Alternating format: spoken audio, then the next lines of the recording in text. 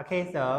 I will summary the lesson that you study before. นะวันนี้อาจารย์สิสรุปบทเรียนในการเรียนวันนี้นะคือวันนี้นี่เฮาเรียน What did you study and I will summary be free for all you to study. Today we study about the past time job, volunteer job and full job, right? And also we study after the process of writing, right? เห็นบ่วันนี้เฮาจะเรียนเกี่ยวกับขั้นตอนของการเขียนบทเรียนบอกการเขียนเรื่องต่างๆเนาะ2แม่น past time job เนาะ past time job หมายถึงเวลาว่างเนาะเวียกหมายถึงเวียกเสริม